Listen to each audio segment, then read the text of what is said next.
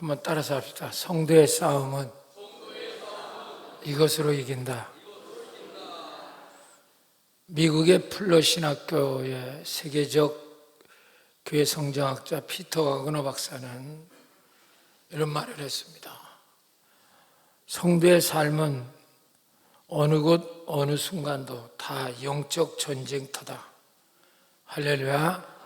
그러므로 환경이 좋을 때나 나쁠 때나 오직 예수를 의지해야 된다. 할렐루야. 세계적인 선풍적 인기를 얻었던 영화 타이타닉을 보면 많은 사람에게 큰 감동을 줍니다. 왜냐하면 이 영화는 생사를 넘나드는 가장 어려운 순간에 나타난 아름다운 영웅들의 이야기가 많기 때문입니다. 첫 번째는 사랑하는 여인을 위해서 목숨을 내놓고 여인을 살려내는 제프라는 주인공. 마지막 장면에 보면 그 자기 여인을, 사랑하는 여인을 널판지에 이렇게 띄어 올리고 자기는 하얀 얼음 속에서 얼어 죽어가는 그런 모습. 정말 이 영화를 본 지 뭐 십몇 년 됐는데도 아주 생생하게 살아 있습니다. 두 번째 영웅은 끝까지 침몰하는 배를 책임지고 키를 끌어안고 그 배 움직이는 운전대죠. 죽어가는 캡틴 선장 스미스도 영웅이고, 대단하죠. 끝까지 그 배 가라앉는 걸 다 알아였어요, 자기도. 그래서 사람들 다 내보내고 끝까지 그 배 키를 놓지 않고 마지막을 마치는 그런 모습. 이건 영웅 아니면 뭐 어떻게.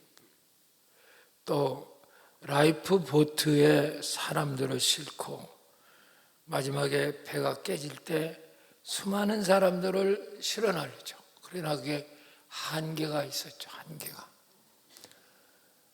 그 배를 탄 사람이 한 2,200명 정도 되는데 죽은 사람은 1,500명. 그리고 그 배의 선원들이 살려낸 사람은 700명 정도. 저 사람들, 저분들이 이제 그 당시에 그 보트를 가지고 이렇게 이송을 했죠. 그런데 이 영화에서 제가 가장 큰 감동을 받았던 사람은 손들고 이렇게 서 있는 그런 사람들보다 마지막까지 배는 침몰하는데 악기를 붙들고 음악을 연주하던 악사들과 그 밴드의 단장인 웰러스 하틀리라는 사람입니다. 이 타이타닉 영화는 영화이기 때문에 각색하고 가상적인 인물들이 많습니다. 그렇지만 이 악단의 단장인 웰러스 하틀리는 실제 인물입니다. 저 사람 실제 그 배를 타고 악단을 이끌고 끝까지 했던 사람이 웰러스 하틀리라는 사람이에요. 그는 처음에는 음악을 이제 명곡을 연주하다가 배가 이제 가라앉는 걸 알고부터는 찬송가를 연주하기 시작합니다. 그러면서 그는 외치기 시작합니다. 예수 그리스도를 의지하십시오. 그를 가까이 하십시오. 그렇게 외치는 겁니다. 그분만이 우리의 소망입니다. 그 악단 중에서도 배가 기우니까 도망가려고 사람이 있으니까 다 그들을 다독이면서 예수를 의지하십시오. 그분이 소망입니다. 할렐루야. 그러면서 배는 이미 가라앉는데도 마지막 순간까지 그들이 불렀던, 연주했던 노래는 찬송합니다. 내 주를 가까이 하려 함은 십자가 짐 같은 고생이나 내 일생 소원은 늘 찬송하면서 주께도 나아가기를 원합니다.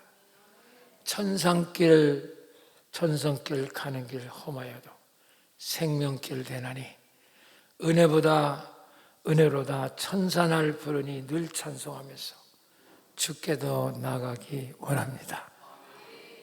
웰레스 단장은 끝까지 이 찬송을 연주하면서 외쳤습니다. 예수를 의지하십시오. 그분만이 소망입니다. 굉장히 그런 감동을 받았어요. 저분이 영웅이 아닐까. 저런 자리에 내가 섰다면 저렇게 할 수 있었을까? 자신 없어요. 정말 대단한 믿음이고 대단한 영웅이고 주님이 역사하셨다. 그런 생각이 들었습니다. 할렐루야. 그렇습니다. 우리는 이 타이타닉 배보다 더 흔들리는 세상이라는 배를 타고 있습니다. 어제는 대통령 탄핵이라는 충격의 사건으로, 물론 그를 지원하지 않는 사람은 좋아했는지 모르지만 또 많은 사람들이 마음이 많이 가라앉은 분도 있을 것입니다. 그렇지만 그럴 필요 없습니다. 인류 역사 속에서 보면 무너질 것은 무너지는 것이고, 당신이 그렇게 애정을 갖고 붙잡고 있는 이 세상 것, 어떤 것도, 돈, 가정, 직장, 남편, 자식, 아내, 어떤 것도 나중에는 다 무너지고 맙니다. 오직 무너지지 않는 게 하나 있습니다. 그것은 예수님 한 분이십니다. 예수님만 안 무너져요. 그러니까 그분이 그 배가 침몰하는 가운데도 예수를 의지하십시오. 우리의 소망입니다. 그렇습니다. 우리가 이 흔들리는 이 세상 속에 진정한 무기는 어디 있을까? 주님이십니다. 대통령 선거를 10번에서 대통령이 바뀌어도 소망 없습니다, 여러분. 정신 똑바로 차려야 돼요. 누가 된다는들 소망 없어요. 도찐개찐이에요. 우리는 정말 좋은 지도자가 나와서 이 어려움을 잘 극복하고, 그러기 위해서는 그도 예수를 소망으로 믿는 자가 나와야 그게 가능해지는 거야. 인간의 지혜는 도찐개찐이야. 그걸 따라서 우리가 우왕좌왕하는 건 정말 어리석은 자입니다. 사랑하는 여러분, 세상이 더 흔들리고 어두울 때가 곧 찾아옵니다. 당신의 모든 것이, 당신이 의지하고 있는 것들이 다 무너질 때가 곧 옵니다. 그럴 때일수록 주님을 바라보셔야 돼요. 주님이 약속했거든요. 사도행전 1장 11절, 이르되 갈릴리 사람들아 어찌하여 서서 하늘을 쳐다보느냐. 너희 가운데서 하늘로 올려주신 이 예수는 하늘로 가심을 본 그대로 오시리라 하였느니라. 반드시 주님께서 정권 전사를 거두리고 이 땅에 올 때만 어둠을 포장해서 진리처럼 산 사람, 거짓이 뻔한 게 들어보이는데도 혼자 옳다고 주장한 사람, 수많은 사람이 죽어나자 빠지는데 눈 하나 깜빡 안 하는 사람, 주님 앞에는 1.1획도 감출 수 없습니다. 주님을 바라보셔야 돼요. 그분이 오셔야 여러분 이 땅의 불의와 어둠은 사라지고 영원한 빛의 나라, 하나님 나라 새하늘 새 땅에 우리가 열리게 될 줄 믿습니다. 그분이 통치하는 하나님 나라에 이미 와 있어요. 그렇지만 완벽한 하나님 나라는 주님이 재림할 때 이루어집니다. 오늘도 이 믿음을 가지고 이 흔들리는 시대에 우리는 두려움 없이 주님을 바라보고 나갈 수 있기를 축원합니다. 오늘 본문의 얘기를 시작하겠습니다. 사도 바울이 가장 흔들리는 시대에 서 있었어요. 유대 나라 쪽으로 볼 때. 그때는 로마가 팍스 로마라고 전 세계를 로마가 다스릴 때입니다. 로마는 천년이나 계속됐던 나라예요. 모든 길은 로마로 통한다고 할 때입니다. 로마가 무너질 거라는 건 상상도 못해요. 그런 때입니다. 그때 바로 바울은 유대인들과 제사장, 서기관, 아주 당대의 기득권을 갖고 있는 자들 앞에 예수 믿는 사람은 아주 비주류입니다. 극소수. 그들을 향하여 복음을 전하는 거예요. 얼마나 그들이 난리를 쳤겠어요.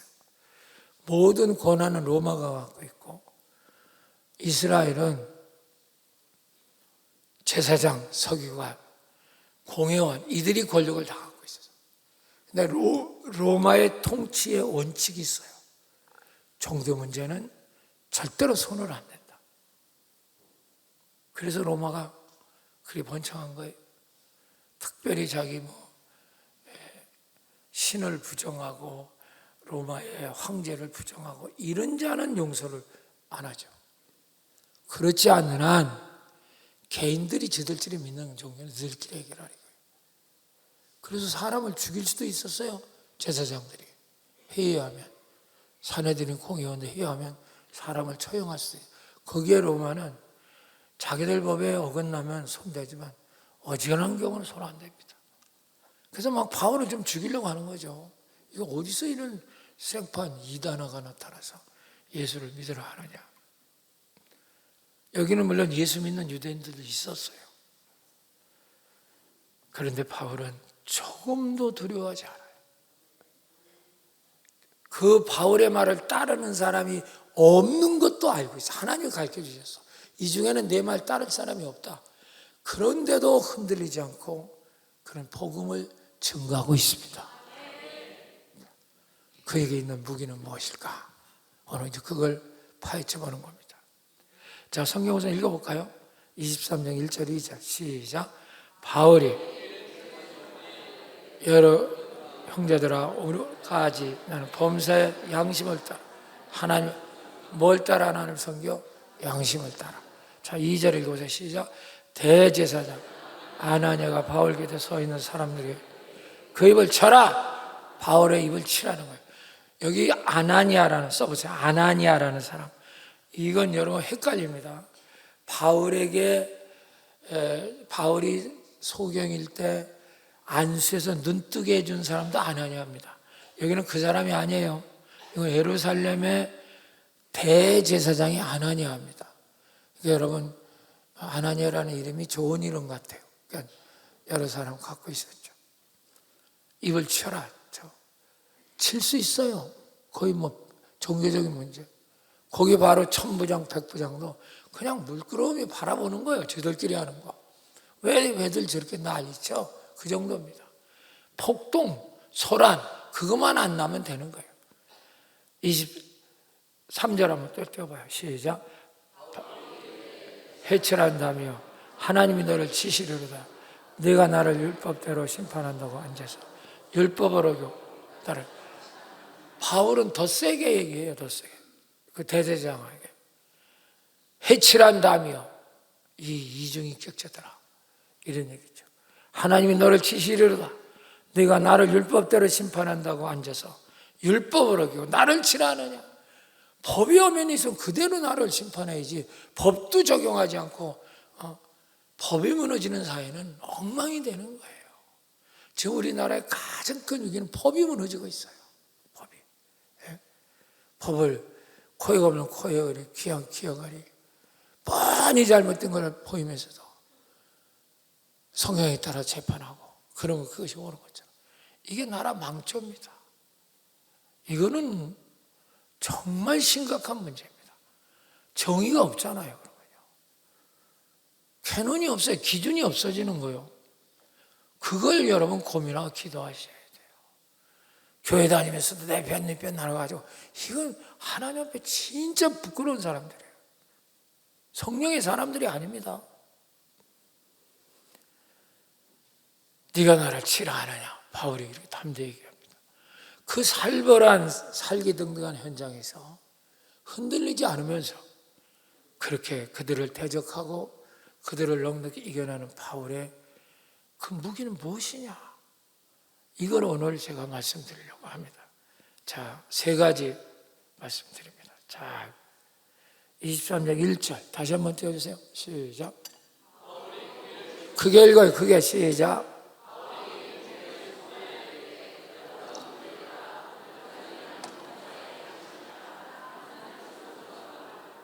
나는 뭘 따라? 누굴 섬겨요? 첫 번째입니다. 바울의 영적 무기는 하나님이 주신 마음, 양심입니다.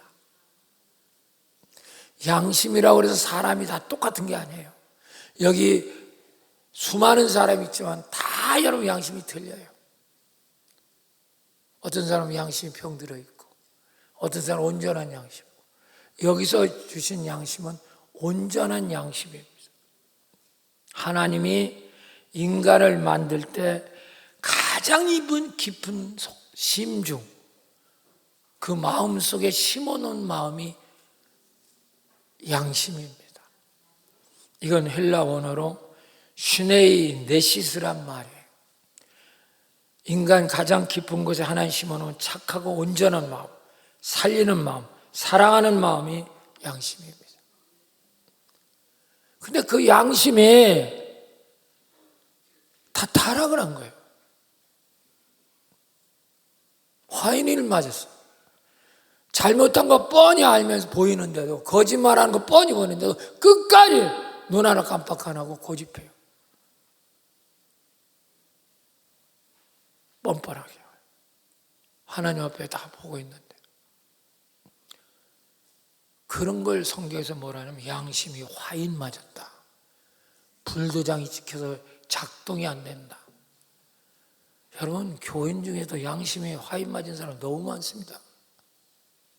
눈 하나 깜빡 안 해요. 그런데 당신은 양심을 회복시키지 못하면 세상은 못 이겨요. 세상을 이길 수가 없어요. 마귀가 역사하니까 지가 자기를 속이고 있어요. 다 아는데, 다 보이는데. 우리가 보는 건 좀 실수가 있을 수 있죠. 인간이니까. 하나님은 다 보시고 있는데. 그래서 우리 속에 하나님이 양심이라고 하는 강력한 파워의 마음을 주신 거예요. 이게 다 썩은 거예요. 썩었어. 다 지 마음대로 합리화하고 엉망진창. 그러니까 그 양심이라는 거 쓰세요. 양심은 내 인생, 내 삶의 컨트롤 타워입니다. 양심이 작동 안 하면 그 인생에 컨트롤 타워가 없어요. 하나님이시지만 하나님 양심을 통해서 우리를 움직이거든요. 그러니까 대통령이 탄핵했다는 건 그분이 잘했던 못했던 지금 컨트롤 타워가 우리나라는 현재 약하고 없어졌다는 게 그게 위기예요.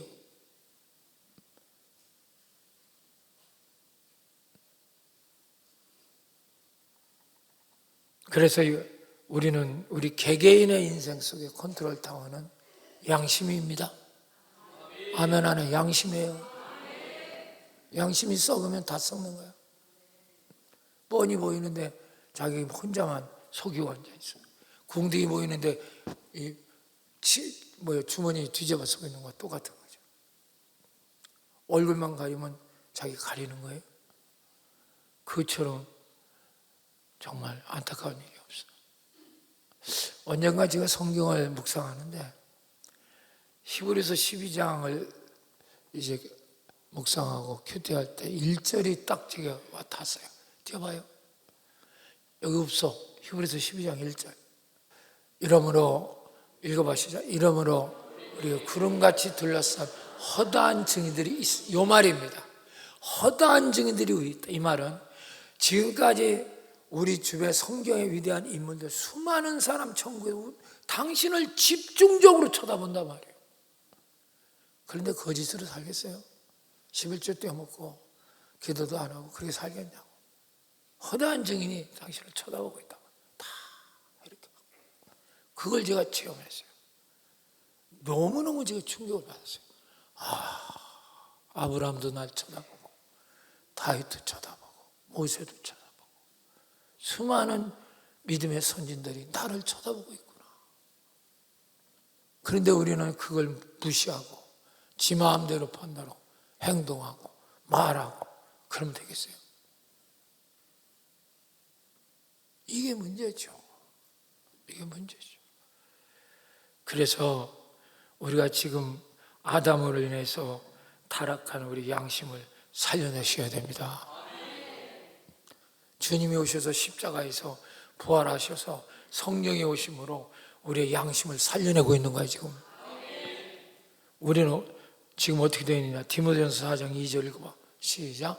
자기 양심이 화인을 맞아 애식함으로 거짓말하는 자들. 양심 뭘 맞아? 그래서 화인을 맞아서 뭐함으로? 이건 애식은 바깥에 가서 밥 먹는다는 얘기가 아니야. 애식이라는 건 뭐냐? 지 스스로를 속이고 있단 말이야. 뻔히 보이는데 자기를 스스로 속이고 있는 거죠. 그게 애식입니다. 기독교인이 이래서 망가지는 거예요. 한국교회 위기는 바로 그거예요. 애식을 한다고. 속과 겉이 달라져. 사람 말하는 거와 행동하는 게 다르다니까. 그럼 어떻게 이렇게 우리가 불화잘 맞은 이 화인 맞은 양심을 회복할 수 있을까? 기도입니다. 기도에 즉 죽은 양심 살아나. 그때부터 당신 인생의 컨트롤 타워가 온전해져서 이제부터 삶이 온전해지는 거야. 기도하지 않으면 절대 양심 안 살아납니다. 저 사람. 항상 저 사람은 애식하는 거짓 자아에 붙잡혀서 지는 옳다고 백날 얘기해도 저 거짓말이에요. 다 속이는 거예요. 이걸 눈을 뜨셔야 돼요. 그래서 우리는 가장 큰 것이 이기는 것이 바로 뭐냐? 양심이에요. 하나님 주신 착한 마음. 그런 마음을 가질 때 우리는 사람을 용서할 수 있는 것이고, 그런 양심을 회복이 안 되면 자기 편만 좋아하는 거예요. 지 좋아하는 것만 좋아해요. 그래서 그 사람이 가면 막 편이 깨져. 그건 사랑이 아니에요. 그건 양심도 아니고요. 그래서 맨날 교회가 파당이 생기고 노예가 파당이 생기고 정치, 국회 보세요. 300명 중 73명인가 국회 기독교인이네. 거기 양심 있는 사람이 있어 보여. 뒤가 많이 틀린 거 보이는데 그냥 계속 밀고 나가잖아요. 정말 나라가 어떻게 될는지. 미국이라는 나라가 지금 트럼프 때문에 정말 한 사람 잘못해서 역사가 나중에 평가하겠지만 참 롤러코스터를 타고 있는 형편이 되지만, 미국의 의사당을 여러분이 눈여겨보세요. 그 의사당 꼭대기에 보면 하얀 이렇게 돔이 있어요. 거기 창창 돼 있어요. 그게 뭔지 아세요? 국회의원들 기도실입니다. 그러니까 거기는 법을 만들려면 먼저 가서 기도부터 하고 와서 만들어. 하나님께 허락받고. 우리나라는 법 어떻게 만들어요? 지 편결이 숫자 많다고 밀어붙이는 거예요. 그게 법입니까? 재판이 막 깨져버려. 예상외로 막 깨져버립니다. 진영의 논리에서 진리가 왔다 갔다 하면 이건 그 나라는 이제 끝장 본 겁니다. 타락한 로마보다 더 심각해요. 그러므로 우리가 우리 양심을 살려낼 수 있는 것은 기도뿐이 없어요. 내가 늘 가르치잖아. 성도는 목사가 계급장이 아니야. 장로 계급장 아니고 권사계급장 아니고 집사계급장 아닙니다. 안수집사.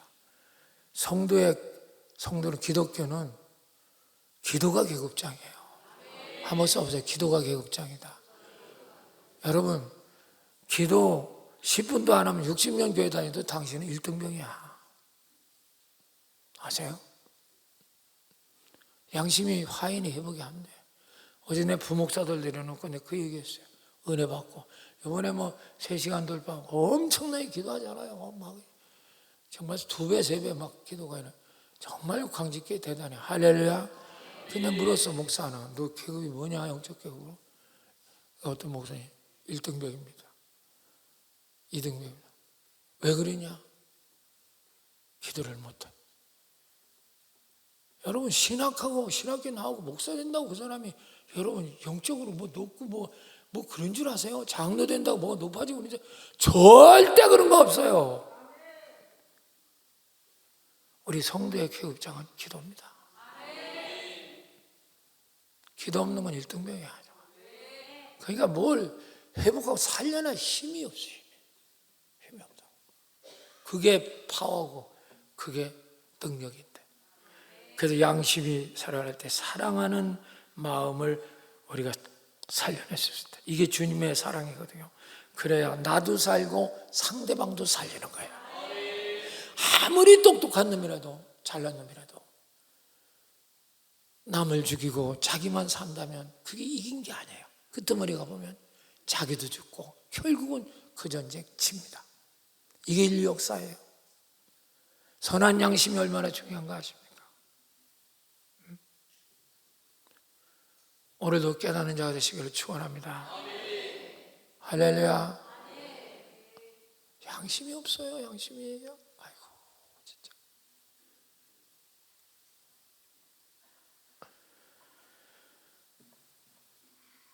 지난 새벽기도 때 집회 때 지난주 내가 설교했죠. 도단성의 엘리사가 아람 군대에 포위를 당했어요.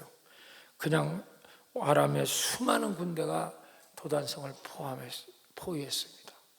게하시가 겁이 나서 엘리사를 깨웁니다. 선생님 큰일 났습니다. 적군이 우리를 죽이려고 이 성을 포위했습니다. 다 죽게 생겼습니다. 그때 엘리사가 얘기합니다. 이놈아 물러나라. 저들보다 우리와 함께하는 자가 더 많으니라. 한 번 더 저들보다 우리와 함께하는 자가 더 많으니라. 이 청년은 이해가 안 되는 거야 도대체. 이게 무슨 말이야. 우리는 몇천 명도 안 되는 저기는 수십만 명이 지금 쳐들어오는데 저들보다 우리가 더 많다는 게 말이 됩니까? 그때 엘리사가 그 게하시에게 기도하여 눈이 떠지라고 할 때 눈이 열려보니까 불말과 불병거가 그들을 다 포위하고 있는 거 믿습니까? 너무 놀랐죠. 너무 놀랐죠. 영적 눈이, 기도의 눈이 떠진다는 게 이거예요. 눈을 떠. 그때 엘리사가 기도합니다. 또 아람 군대 전체를 눈이 멀게 하옵소서. 정말 이 영적으로 그 기도에 여러분 근육이 있는 사람의 기도는 이렇게 담력은 이렇게 대단해요. 여러분 그게 가능하다고 생각합니까? 저들이 눈을 멀게 하소서. 그러니까 어둠을 몰아쳐갖고 아람 군대 몇십만이 다 눈이 멀은 거예요. 그들을 이끌어갖고 북왕국 이스라엘 그 성으로 끌고 가는 겁니다. 다 포로가 돼서. 그 한 지도자, 영적 지도자 한 명에 의해서 수십만이 컨트롤되는 거예요. 여러분 얼마나 대단합니까? 근데 그 다음에부터 이제 얘기가 오늘 초점입니다. 그러니까 그 다 죽을 줄 알았던 이스라엘 왕이 여러분 힘이 날까 안 날까? 힘이 나요 안 나요? 다들 지금 봉사돼서 다 자기들 포로가 돼 있으니까. 그러니까 뭐라고 말하는지 아세요? 엘리사 보고 선지자요 저들을 당장 죽입시다. 그럼 다시는 우리나라를 못 쳐들을 겁니다. 그랬더니 엘리사가 강하게 왕을 야단칩니다. 왕이야, 우리가 총칼로 잡았다 해도 사람을 어찌 이 많은 사람을 죽일 수 있냐? 하물며 하나님 은혜로 우리가 여기까지 승리했는데 칼로 잡았어도 우리 못 죽인다. 이 많은 사람, 은혜로 이 사람들 우리가 다 포로로 만들었다고 다 죽이냐, 이 말이거든요. 차라리 이들에게 떡을 많이 먹여서 배불리 해서 돌려보내시오. 이게 양심입니다. 이게 하나님 준 선한 양심이에요. 이게 여기서 말하는 슈네이 네시스입니다. 왕이 너무 깜짝 놀랐죠. 그대로 따르기 시작합니다. 자, 23절, 열왕기하 6장 23절 시작. 위하여 음식을 많이 그들이 먹고 마시며 놓아내나니 그들이 그들의 주인에게 돌아가니라. 음식을 많이 베풀어서 그들을 먹고 또 눈을 뜨게 해주고 마시게 하고 그러고 돌려보내주니 주인에게 지들 나라로 돌려보냈단 말이에요. 자, 그때부터 그 뒤에 보세요. 이로부터 아람 군대의 부대가 다시는 이스라엘 땅에 들어오지 못한다. 만약에 그 왕 하는 대로 그들을 다 죽였다. 그렇다고 아람 나라가 다시 쳐들어올까요? 안 쳐들어올까요? 10배 쳐들어오죠. 강대국에. 그까짓 거면 군인 죽었다고 다시 군인을 일으켜서 쳐들어오죠. 그런데 그들을 많이 먹여가지고 자기 나라로 돌려보내니 다시는 이스라엘 나라를 침범하지 못하더라. 이게 선한 양심이야. 이거를 눈을 못 뜨는 겁니다. 이걸 눈을 못 뜨는 거예요.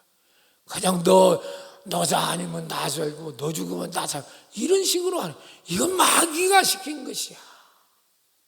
제발 세상 사람들은 그런지 모르지만 예수 믿는 사람만은 그러면 안 돼. 할렐루야. 나도 살고 그도 살려야 되는 거야. 믿습니까? 그래야 이 작은 땅덩어리가 하나가 되지 않겠어? 그렇게 양쪽으로 쭉 나누고 평생 그렇게 싸우면 선한 양심으로 승리하시기 바랍니다. 하도 분위기가 거시기해서 그냥 쉬운 얘기 하나 할게요. 저희들이 학교 다닐 때는 남자들은 몰라 지금은 어떤지 그렇게 싸움을 많이 했어요. 아이고, 저도 몸도 약하고 그랬는데 그 싸움에 동참이 안 될 수가 없어. 학교 끝나면 싸우는 거야. 어디 넓은 데, 그 촌구석도 거기, 아이고, 거기 한 2km, 3km 되는데 걸어 다니는데 싸우는 그 터전이 있어. 거기 가면 너 어디 걸려 나와. 그러니까 싸우는 겁니다. 평관에서. 말리지도 않아요. 근데 그때 싸움은 승패가 나눠지는 게 너무 단순해. 뭐냐? 코피만 나면 지는 거야. 누가 먼저 콧등줄을 두드려 펴서 코피 나네. 그럼 나 코피 나네. 그럼 지는 거야. 근데 우리 학교 다닐 때 진짜 이 코피 잘려는 놈이 있어. 힘도 세고 그래갖고. 그래서 나도 걔한테 코피 몇 번 터졌지. 그래서 우리 형이 야, 너 누구한테 맞았냐? 내가 가서 그놈 두드려 팰게. 아휴, 형 나시면 더 복잡해져. 가만히 있어. 근데 또 언제 내가 코피가 나서 터졌어. 내가 걔보고 그랬어요. 너 사람 코피 잘 내는데 진짜 너도 코피 흘릴 때가 있을 것이다. 그랬어. 어디서 그런 얘기를 했나 몰라. 그러고 이제 헤어져서 학교 졸업 맞고 많은 세월이 흐르고 정말 다 이제 어른이 되고 40대가 되고 뭐 이렇게 되고 저는 그때 목사가 된 거죠. 그러니까.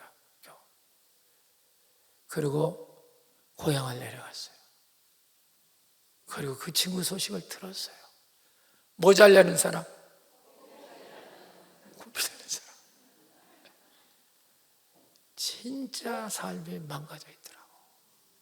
날마다 술 먹고 부인은 도망갔고 애들은 그냥 막 악다구리처럼 싸우고. 이건 코피 나는 정도가 아니더만 내가 볼 때. 그래서 돌아오면서 내가 좀 회개가 좀 되더라고. 아이, 내가 너도 코피 날 때가 있어. 그 소리 괜히 했다. 사랑하는 여러분, 우리는 지금 내가 강하다고 상대방이 코피를 내면 안 됩니다. 아멘 하는 사람 두 손의 사람밖에 없어. 할렐루야. 여기 고약한 사람들만 모였잖아요. 이게 진짜 화인 맞아가지고 기도를 안 하고 말이에요. 사랑하는 여러분, 우리는 세상에 주먹으로 이기는 게 아니라 선한 양심으로 이기는 거야. 내 삶의 컨트롤이. 기도 안 하면 당신은 양심이 다 와인에 맞아 있어. 그러면 다 예식해. 이중인격자. 기도밖에는 양심을 못 살려내요. 지난주 배웠잖아. 주님이 내 속에 한 배를 타고 계시지만 주님 찾지 않으니까 주님 뭐 하셔요? 주무시죠. 당신 속에 주님 주무신 지가 몇십 년 됐어. 아세요? 왜? 10분도 기도 안 하잖아. 집에 가면 핸드폰 3시간 봐주잖아. 여기 봐. 남의 얘기가 아니야. 그러고 내가 하나 꼭 가르칠 게 하나 있어.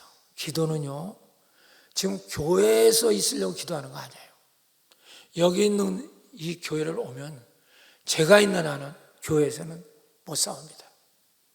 영적인 광진교회에서. 교회 기도의 능력은 여기는 문제 없어. 예배 드릴 때 여러분이 아무리 믿음이 좋다 교회에 있는 건 2-3시간밖에 안 되잖아. 그래야 안 그래요? 그럼 다 나가서 세상에서 살잖아. 기도는 교회에 있을 때 천사처럼 살려고 기도하는 게 아니야. 당신이 주차장부터 바깥에 나가서 어떤 인생을 사느냐가 기도의 힘이야. 할렐루야. 그러니까 기도 안 하는 자는 요 끝나면 주장 세상 사람입니다. 똑같아요. 저 사람은 가면 똑같아. 회사 내일 월요일 가면 똑같아 버려요. 그건 기도의 효력이 1도 없는 거예요. 기도의 능력은 기도할 때 이 순간은 여기 있는 한은 하나님이 지켜주시고요. 교회가 지켜주시고요. 제가 지켜줍니다. 그래서 여러분 제가 여기 서 있으면 교인들이 기도가 터지는 거야. 혼자는 절대 1시간 기도 못합니다. 해보세요 당신. 절대 2시간 기도 못합니다. 3시간은 어린 반푼어치도 없어요. 그러나 두고 보시오. 제가 한 단계 한 단계 가르칠 때 기도가 터지나 안 터지나. 그래서 이번 여러분이 그걸 체험하는 거죠. 막 1시간씩 하고 3시간씩 한 사람도 있어 벌써. 와, 그 빨간 카드 달라고. 그게 전성경이 곤란해갖고 안 된다고. 노란 카드 뭐. 그럼 3장이라도 달라고. 그것도 안 된다고. 기도는 교회 안에서가 위해서가 아니라 어디 가서? 세상에 가서. 거기서 하나님의 임재를 지키려고 기도하는 거야.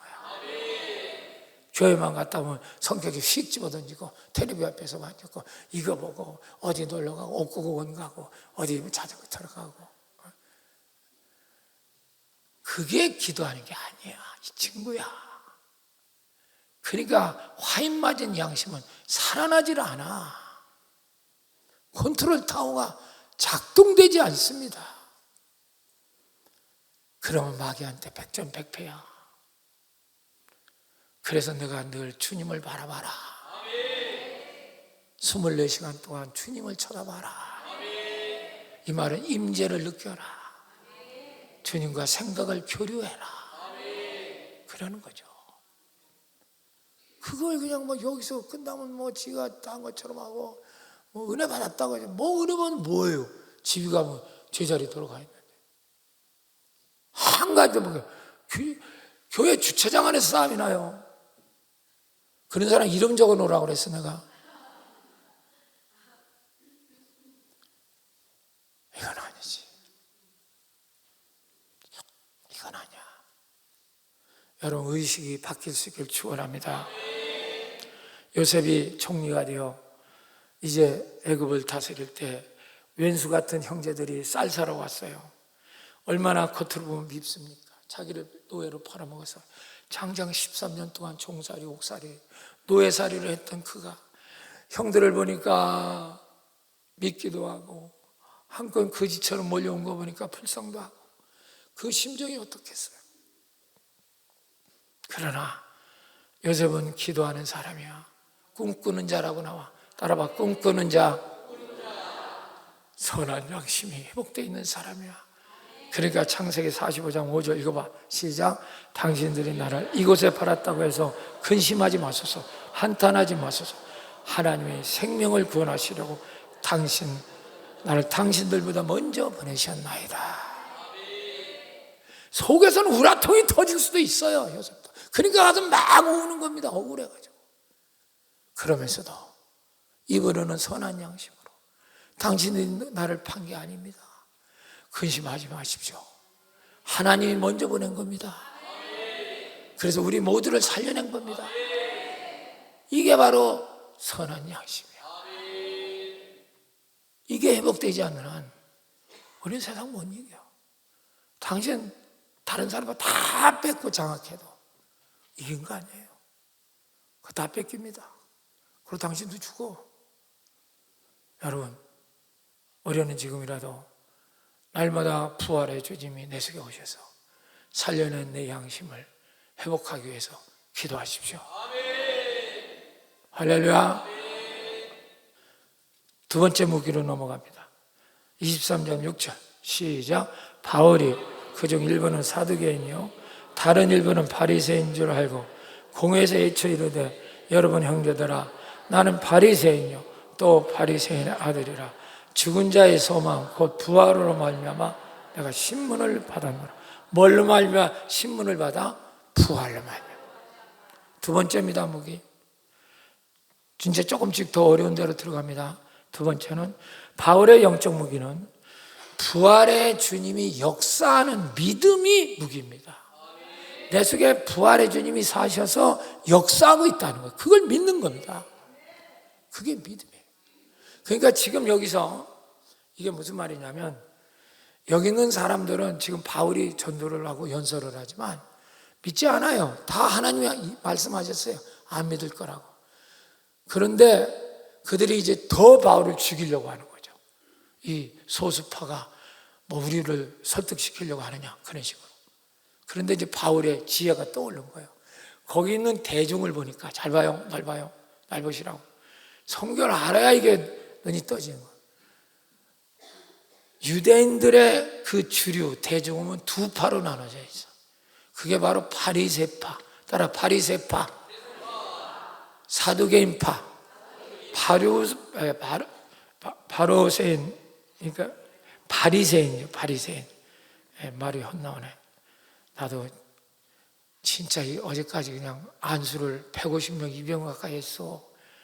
끝날 때 아휴 진짜. 그리고 하루 종일 가서 설교 쓴다고 하고 또 교회 나가서 회의하고 보고받고 집에 10시에 온거 쓰고 또 1시간 기도 제가 손패서 안 하면 안 되잖아. 내가 1시간 홍해작전 혼자 하고 그러고 자고 아침에 생각은 그런 생각을 했어요. 내 생각. 그게 내 생각이지. 1분만 와서 녹화해놓고 전 성전 다 녹화 돌린다. 뭐 그런다고 누가 나한테 뭐라고 할 거겠다. 그런 마음을 먹었거든요. 근데 오늘 아침에 딱 눈 뜨고 이제 일어나니까 주님께서 가라. 내가 너와 함께 한다. 어우, 눈물이 그냥 쫙 나는 거 있지.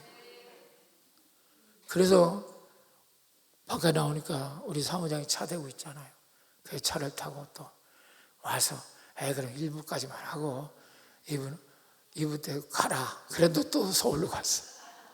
서울, 여기서 제끼야지 이제 양쪽 다 한 번씩 했으니까 가라. 여기서 하나님이 사랑하는 분들이 많은 것 같아요.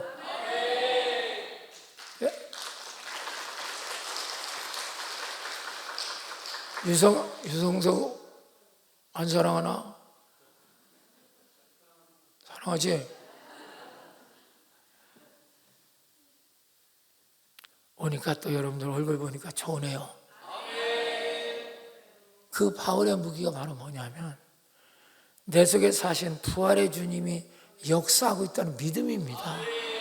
그러니까 그 패가 바리새파, 사두개파로 둘이 나눠져 있는데 그들이 이제 똘똘 뭉쳐서 바울을 핍박하는 거거든요. 근데 바울이 딱 하나님 지혜를 준 겁니다. 자기가 원래 바리새파가 돼요. 근데 쓰세요. 바리새인은 부활도 믿고 천사도 믿어. 근데 이들이 영적으로는 더 파워인데 이게 그 주류에서는 사두개파 밀립니다. 마이너리예요. 사두개파가 이게 강자들이야. 이들은 돈 많고 귀족 집안이 사두개인이야. 이들은 예수 부활을 안 믿어. 천사도 안 믿어. 그러니까 자기들 돈 많은 거, 물질 이것만 쳐다보는, 세상만 바라보는 게 사두개파야. 이걸 잘 알아야 성경을 보여. 바울이 이게 딱 판단이 된 거야. 그러니까 자기는 무슨 인이라고? 원래 아버지도 바리새인, 자기도 바리새인이었거든. 할렐루야. 이들은 예수를 안 믿어서 그렇지 굉장히 신령한 사람들이 바리새인입니다. 할렐루야. 나도 바리새인이다. 그런데 내가 부활 믿는 것 때문에 나를 미워한다, 이렇게 말을 한 거야. 그러니까 사두개인과 이 바리새인이 나눠지겠어, 안 나눠지겠어? 딱 나눠지면서 이 바리새인들이 바울을 옹호하기 시작하는 거야. 할렐루야. 그래서 바울이 죽음을 피하게 됩니다. 위협을. 하나님 지혜예요. 바로 이게 그 얘기예요. 자, 그러니까 그들이 뭐라고 하는가? 자, 조금만 읽어봐. 이제 8절, 9절 한번 또 띄워봐. 시작. 이는 사두개는 부활도 없고 천사도 없고 영도 없다 하고 바리새는 다 있다 함이라. 크게 떠들세 바리새인 편에서 몇 서기관이 일어나 다투어 이르되 우리가 이 사람을 보니 악한 것이 없소다. 혹 영이나 천사가 그게 말해서 어찌하겠느냐. 바울 편을 들어줘야 안 들어줘요? 들어주잖아. 이 사람 보니까 죄가 없네. 우리 똑같은 바리새인이네. 그렇게 말하니까 풀어줘야 되겠네. 막 이렇게 되는 거죠. 야, 이것도 지혜입니다. 바울은 굳게 믿은 거야. 자기 속에 주님이 역사하고 있다고. 믿습니까? 그래서 늘 바울은 내가 사는 게 아니라 그리스도가 사시는 것이다. 갈라디아 2장 20절 읽어봐. 시작. 내가 그리스도와 그런 적 이제는 내가 사는 게 아니오 오직 내 안에 그리스도가 사는 것이니라. 그러니까 늘 바울은 어디 가든지 자랑하는 게 있다. 바울 자신 나를 자랑하는 게 아니라 내 속에 역사하시는 부활의 주님의 역사만을 자랑한다 그 말이야. 할렐루야. 이럴 때 능력이 나타나는 거야. 지를 자랑하지 말고 내 속에 역사하는 부활의 주님, 그것으로 복음에 승리하는 거야. 그러니까 기도 안 하면 이게 분별이 안 돼요. 내가 잘나서 하나님 잘 되는 건가? 내가 못나서 안 되는 건가? 이게 분별이 안 돼. 당신은 중립이야. 잘 되는 것은 주님이 역사해서 잘 되는 거고, 당신이 안 되는 건 마귀가 당신 속에 역사해서 안 되게 하는 거야. 아시겠어요? 인간은 중립이라고, 엄격히 말하면. 그러니까 우쭐할 필요도 없고 기죽을 필요도 없어. 오직 예수를 붙잡으시라고. 할렐루야. 로마서 15장 18절 19절 시작. 그리스도께서 이방인들과 순종하기 위하여 나를 통하여 역사하신 것, 나를 통하여 주님이 역사한 것 외에는 내가 감히 말하지 않겠다. 그 일은 말과 행인데 표적과 기사의 능력으로 성령의 능력으로 이루어졌으며, 그리하여 내가 예루살렘부터 두루 향하여 1, 2국에서 그리스도의 복음을 편만하게 전하였노라. 내가 1, 2국까지 복음을 편만하게 전할 수 있는 것, 내 힘이 아니라 나를 통하여 역사했던 그리스도의 능력이 바로 나타나게 했느니라. 할렐루야. 이 대단하죠. 여러분, 하나님의 나라는 말에 있지 않아요. 부활의 주님을 믿지 못하는 사람은 능력이 1도 없는 거예요. 입만 짹짹거리지 소용없어요.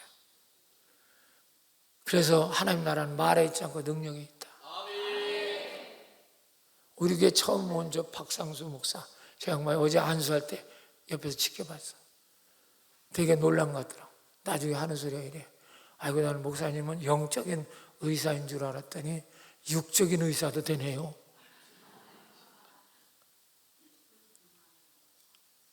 안수받는 사람 다 일어나고 다 고쳐지잖아요. 다 걸어. 그러니까 믿음이 없는 거 기도하는 사람은 이게 눈이 안 떠져요. 오직 떠지지 않는다니까. 여러분, 우리가 겁내지 말아야 될 것은 우리 속에 부활의 주님이 계시기 때문이야. 당신을 아무리 갈고 닦아도 능력은 제로야. 그래서 기도 안 하면 당신 인생 가성비가 없어. 아무리 똑똑해도 당신은 바닥이야. 그나마 당신이 이만큼이나 사는 건 주님의 은혜입니다. 당신 가진 거 지풀도 없잖아. 솔직한 얘기지. 능력도 없고. 근데 오늘날 이만큼 살게 한 거 주님의 역사예요. 기도하렵니까? 하렵니까? 안 하렵니까? 빨리 기도하겠어요? 안 하겠어요? 기도는 시작은 당신이 하는 거야. 그 다음에 역사는 주님이 하신다. 그래, 1시간도 넘고 2시간도 넘고 3시간 고비도 다 넘는 거야. 아예 당신이 안 하겠다고만 먹으면 그건 벽창호는 어떻게 할 수가 없어요. 하나님도 그 사람 손 못 댑니다. 그게 마귀 밥이 되는 거죠. 지가 안 하겠다는데 누가 그걸 도와줘요? 지가 안 하는데 도와줄 방법 없습니다. 여러분, 그래서 한 가지만 더 얘기하면 그 주님이, 내 속에 부활한 주님은, 잘 봐요, 나 쳐다봐. 이 세상에 내가 당할 체험, 내가 지금도 살아가면서 많은 어려움을 당할 수 있지요. 그렇잖아요. 아니, 그래야 안 그래요? 그런 어려움을 그분은 다 체험을 했어. 그리고 다 이기셨어. 그 이기신 분이 아멘 안 해요? 죄송해요. 아멘. 옳지. 다 체험하고 다 이기셨어. 이기시고 하늘 보좌 옆편에 앉아있다는 게 이긴 거야. 이긴 분이 나한테 오셨어. 그러니 그분이 역사한다면 미래가 두려울까 두렵지 않을까? 할렐루야. 그 믿음으로 세상을 이기는 거야. 어려움은 그분에게 물어보라고. 주님 어떻게 이겼습니까? 이런 상황에. 그러면 주님이 말씀하신다니까. 당신이 기도를 안 하니까, 안 물으니까 안 대답하지. 그러니까 길이 없지. 히브리서 4장 16절 읽어봐. 시작. 그러므로 우리는 긍휼하심을 받고 때를 따라도, 하마라 때를 따라도 없는 은혜 봐. 상황 오는 그때 어려움, 그걸 때를 따라 없는 얻기 위하여 은혜의 보좌 앞에 담대히 나갈 것이다. 보좌 앞에 나가는 게 뭐예요? 기도잖아요. 때를 따라도 없는 은혜. 이런 때는 이런 은혜, 이럴 때는 이런 은혜, 아플 때는 아픈 걸 이기는 은혜, 돈이 없을 때는 돈을 이기는 은혜, 집안이 지금 막 불화가 터지고 사고가 될 때는 그걸 이기는 은혜. 이런 때를 따라 하나님은 다 은혜를 준비하고 있다 이 말이야. 그걸 얻기 위해서 담대히 나가라 그 말이야. 기도도 안 하면서 어렵다고 하지 말고 제발 좀. 그래서 부정적이 돼버리고 하나님 앞에. 그래서요, 성도는요, 엄격히 말하면 환난과 핍박은 이건 진짜 황홀한 은혜입니다. 왜? 기도하게 만드니까. 교만하니까 절대로 기도 안 하거든, 저 사람이요. 허리가 하나 부러져야 돼. 그래야 그때부터 무릎을 꿇어. 그건 허리 부러진 건 그건 불행이 아니에요. 여러분, 그건 고칠 수 있어요. 주님 역사하면. 그런데 허리 뻣뻣하면서 기도할 줄 모르는 건 영원한 불구자입니다. 불구자가, 허리 부러진 사람이 불구자가 아니에요. 허리는 튼튼한데 무릎을 꿇지 못하는 그가 바로 불구자예요. 아직도 자기를 믿고 사는 거죠. 그럼 예수는 없죠. 네만 잘하면 되잖아. 그러면 그런 사람 지옥 가요. 사랑하는 여러분, 오늘도 하나님이 은혜의 보좌에 나가시길 축원합니다. 그래서 부활한 주님이 무겨. 세 번째 마지막 하나 끝납시다. 23장 11절 시작. 그날에 주께서 바울의 곁에 서서 이르되 담대하라. 네가 예루살렘에서 나의 일을 치러 로마에 정하라 하시니 지금 여기서 바울이 고통당하면서 거기서 이렇게 연설하고 복음을 전하죠. 믿는 사람이 있다고 그랬어? 없다고 그랬어? 없어. 얼마나 실망이 되겠어요. 근데 이걸 이미 주님이 말해 주셨어요. 절대 네가 말해도 믿을 사람들이 아니다. 그러나 네가 복음을 전하라. 할렐루야. 우리는 그래서 전혀 복음이 안 믿어지고 그럴 때도 꼭 나가서 복음을 전해야 할 때가 있는 거예요. 전도하라면 왜 안 하는지. 아유, 전도해도 뭐 또 오지도 않고 내 말 듣지도 않는데 뭐하러 전도해. 이런다니까. 장로가 돼가지고. 이건 완전히 불신자야. 제발 장로님들 말에 앉아서 참아지고 거기도 떠들지 말고 나가서 좀 뒤돌고 가서 복음을 전해보세요. 그를 통해서 오는 사람이 없을지라도 하나님은 당시 너무 가까이 느껴져요. 주님 미리 가르쳐준다니까. 없다 여기. 그러나 걱정하지 마라. 너는 이제 로마로 갈 것이다. 앞날을 계속 가르쳐줘 안 가르쳐줘? 그러니 두려움이 있을까 없을까? 눈 떠요 눈 떠. 두려움이 있을까 없을까? 다 가르쳐준다니까. 너 이제 로마로 갈 거다. 할렐루야. 세 번째 무기입니다. 바울의 영적 무기는 주님이 예언하시는 말씀이 무기예요. 미리 가르쳐줘. 앞으로 이렇게 될 거다. 이렇게 될 거다. 이게 기도가 되면 이게 가능합니다. 저 같은 경우도 주저앉으려고 그랬잖아. 일어나 가라.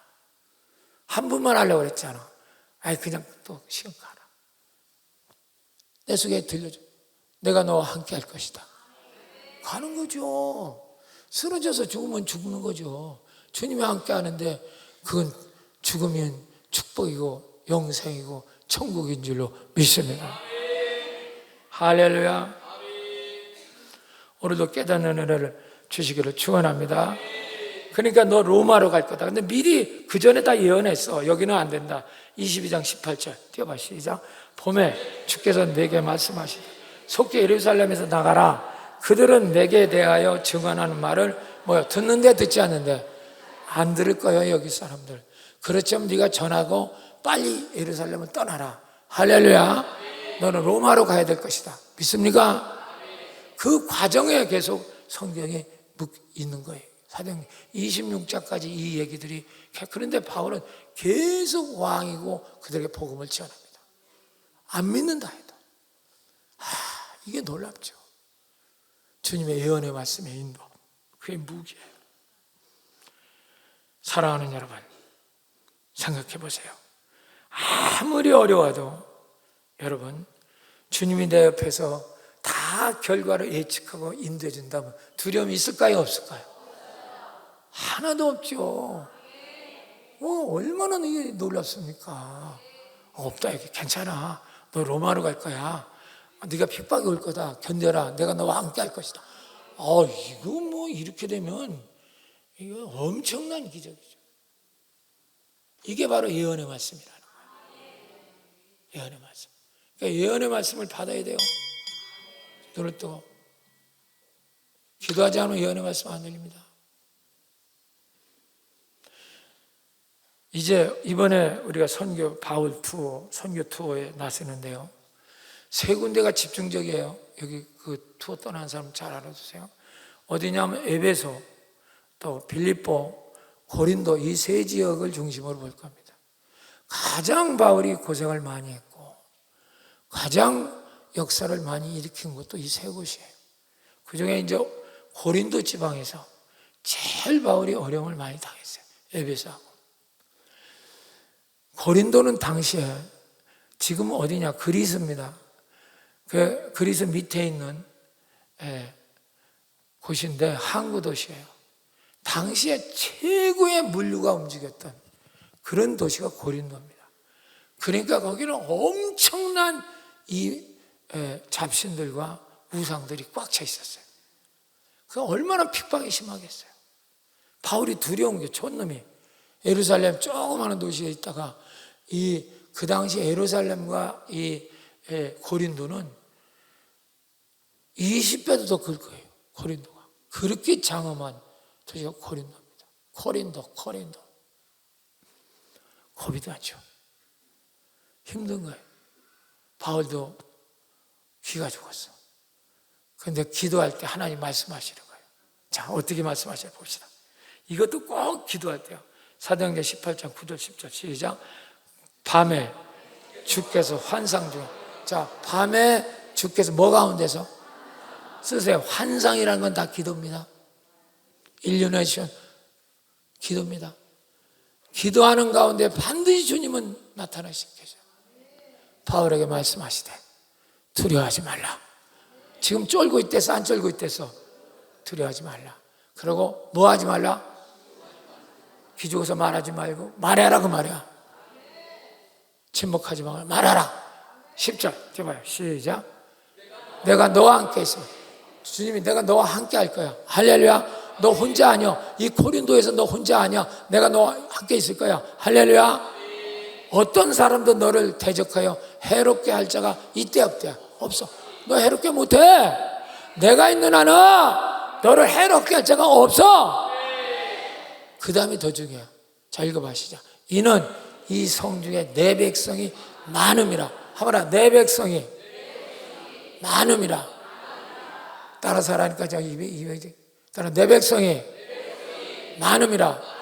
하나님 믿는 백성들이 이 성에는 많이 있다는 거야.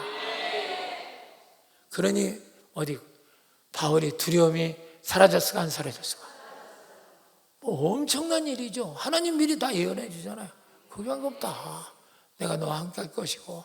여기는 이 대단한 우상의 도시지만 하나님 백성들이 많이 있다. 할렐루야. 제가 교회 개척할 때 이 말씀 때문에 핍박을 받은 적이 있어요.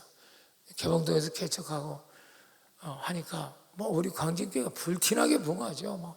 막 몇백 명씩 막 모이기 시작하니까 그 주변에 10년, 20년에도 교회가 몇십 명밖에 안 되거든요. 그 당시. 그때가 막 교회 붕할 때인데 1984년도 그때.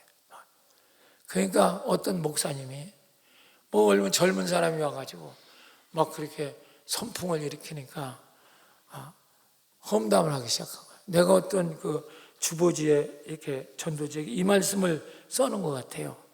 이 성 중에 내 백성이 많음이라. 광진교회 이상하지 않냐? 광진교회 목사님 백성들이 이 성이 많다더라. 뭐 이렇게 왜곡을 해서 막 퍼뜨린 거예요. 그래서 내가 웃으면서 아이고 어린애 같은 소리 하고 있네. 이게 하나님 백성이지 내 백성이 어디서 말 같지 않은 소리. 교회가 잘 되니까 이렇게 하는 거예요. 여러분 교회 개척해서 1, 20명 되는 목사는 건들지도 않아요. 교회가 막 부흥되고 주들고 나오고 이렇게 다 시기해갖고 그 모양이에요. 그래서 한국 기독교는 다 시기해서 망하는 거예요. 부활의 주님을 만나 기도를 안 하네. 잘 되면 얼마나 좋겠어. 그 목사도 저 젊은 목사도 저렇게 잘하는 거 보니까 나도 하면 되겠다. 이래서 그럼 더 좋은 거 아니야, 그렇지? 부흥되는 거 봐라. 막 시장 전체를 사가지고 막 뚫고 기도하고 막 역사가 일어나고 저 교회 가면 막 병고 저 귀신 난리가 난다더라. 막 이런 소문이 막 개봉동 전체를 때리는 거죠. 사랑하는 여러분, 아무리 당신의 환경이 어려워도 두려워할 필요가 없어요. 주님은 나와 함께 하시고 당신이 살아갈 날을 미리 말씀해 주시는 거예요. 그게 예언이에요. 앞날을 가라, 가지 마라, 될 거다, 안 될 거다. 기도하면 이게 나와요. 여러분 이게 무기지 뭐가 무기예요? 네가 판단해서 내가 하루 종일 생각해봐. 이건 기도가 아니에요. 내가 석 달 동안 내가 머리를 짜보니까 이건 기도 아니에요. 그건 100번 100패입니다. 여러분 주님과 동행하면 1초도 안 걸려서 그 말에 예언해 주십니다. 말씀해 주셔요. 이게 무기예요. 이것으로 승리하는 광진의 성도 되시기를 축원합니다. 한 사람 얘기만 하고 얘기해서 그래서 C.S. 루이스 교수는 말하기를 우리 성도의 환난과 고통은 축복이다. 왜? 우리 주님이 말씀해 주시는 확성기이기 때문에. 여러분 고난은 그 대단한 축복이에요. 왜? 기도하게 되고 만들고 주님 말씀 확성기가 되는 거죠. 이 축복이 넘치는 광진의 성도 되시기를 축원합니다.